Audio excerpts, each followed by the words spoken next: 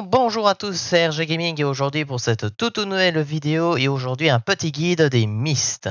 Je vais vous présenter les différentes manières d'évoluer le plus rapidement en renommée sans perte de stuff dans les Myst.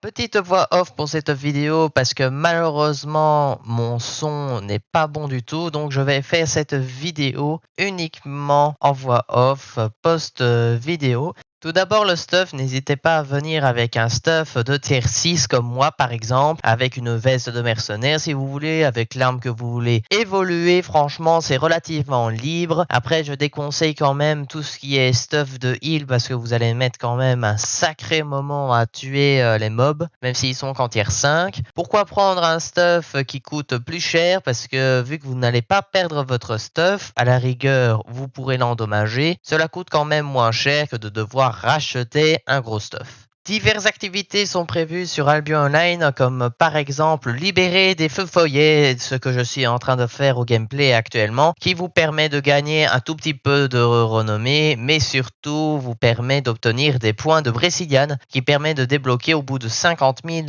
la ville des Myst, Briciliane, qui est une Myst comme les autres, qui permet de directement se téléporter dans des Myst non létales ou létales. Si vous voulez évoluer, vous avez également là, les camps de mobs qui peuvent être reconnaissables par leur format carré en général. Allez plus vers les gros parce que vous allez trouver plus de mobs, même si vous allez trouver en général plus de joueurs. Vous pourrez simplement rester dans ces zones-là, même si vous avez fini l'objectif et avoir récupéré le coffre qui peut être très intéressant, entre quelques centaines de pièces à quelques milliers de pièces. Il y a des coffres où j'avais eu 100k de stuff dedans, dans les grosses zones.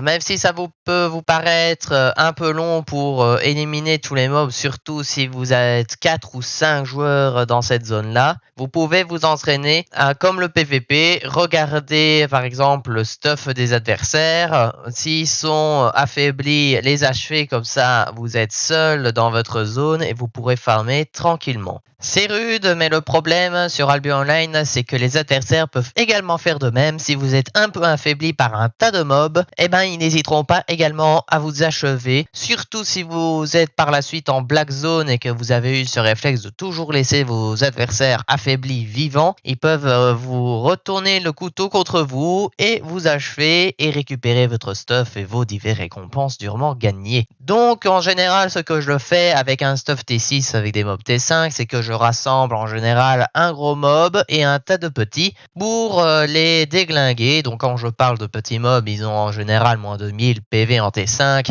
et les gros mobs entre guillemets, ils en ont en général un peu plus de 1000. Vous avez bien sûr là les mobs un peu plus illuminés qui ont en général entre 2 et 3000 PV en fonction des mobs, et puis en général un boss de map qui est encore plus lumineux et que en T5 il a plus de 4000 PV. Mais assurez-vous qu'il n'y ait personne autour de vous parce que sinon la mort peut être très rapide.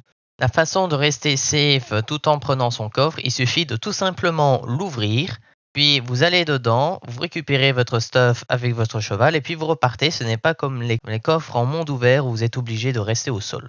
En parlant de coffres à monde ouvert, vous en avez de deux types. Vous avez un type beaucoup plus global dont vous pourrez obtenir de grandes récompenses car visibles sur toute la carte, et des plus petits coffres avec de plus petites récompenses, mais en général vous êtes le seul à être dessus.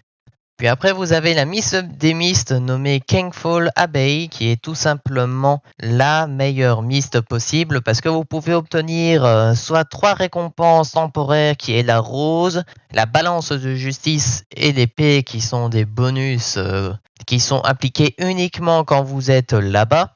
Mais vous pouvez aussi obtenir des coffres, c'est plus rare, mais c'est l'équivalent de petits coffres à monde ouvert qui vous donnent quand même des récompenses très sympas.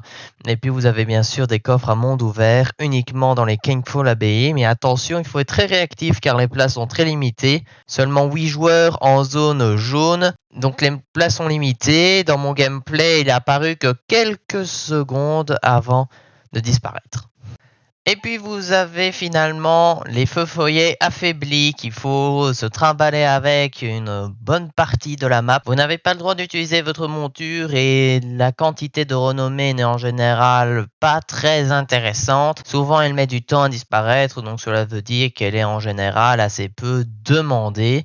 Elle peut être un peu plus intéressante en Black Zone, mais zone jaune, elle n'est pas très intéressante. Et puis l'avantage des mists, c'est que vous avez toutes les ressources du jeu.